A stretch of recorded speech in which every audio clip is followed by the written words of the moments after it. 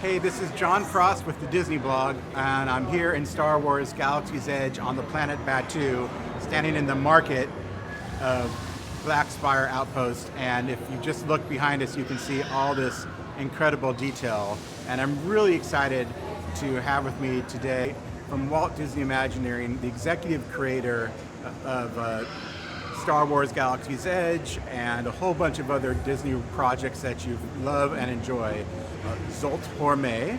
And so can you first tell me a little bit about some of the projects you've worked on at Walt Disney World in the last couple of years? You have Pandora. Yeah, well, basically, the most well-known is the Tree of Life, the volcano in TDS, Carsland in California.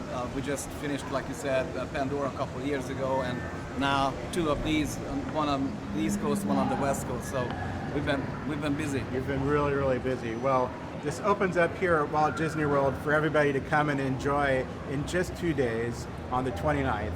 And when you get here, you're going to feel like you're instantly transported to another world. And so I'm hoping you can tell me just a little bit of what goes involved in building the sort of environment that just whisks you immediately away from Central Florida.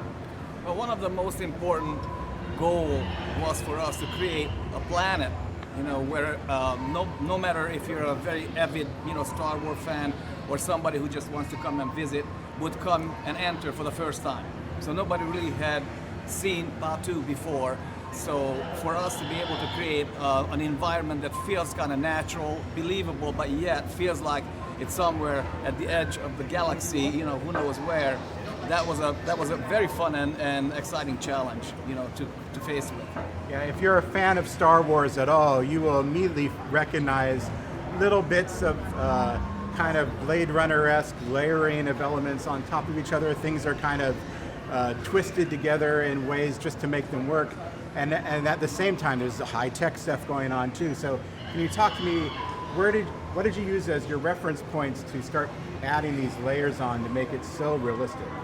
I mean, for us, it's extremely important to be very authentic, no matter what it is, whether we come up with the idea or we're trying to imitate something. But early on, some of the team members actually went to Morocco and Turkey and studied the marketplaces, streets, city details, and really came home with thousands of photographs of describing, the different textures, finishes, the different architectural elements, color, weathering, just the wear and tear on the walls, like you would have in the market. It's all kind of, you can see around and you see all these little, scratches and kind of like a wear and tear on the floor, on the walls, everywhere. So we really wanted to make sure that when guests come here, they feel like, oh my gosh, I am in a real place that had been kind of built up over the time. So it's not just all at once, got created. It actually were added to it, over the years and over the history of Batuu. So you take these reference materials and then what do? You build sketches and models? And we usually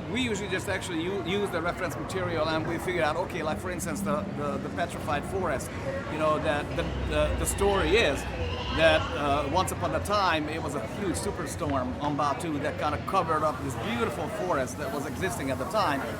And over the millennia, the weathering kind of re-exposing, but by now the petrified forest, that remains. So that's what you see in all the spires. That was something very unique that we really haven't done before, and we really wanted to kind of come up with some narrative direction that you can't find anywhere else in the world.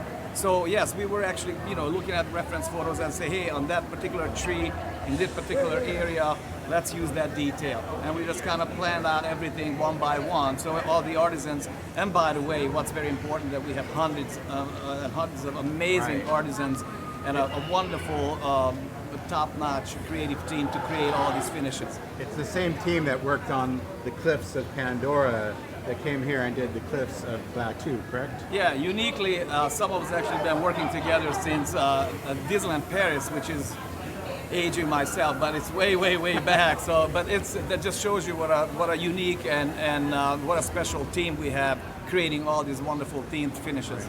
Is there a favorite element that you hope guests visiting for the first time experience and take away?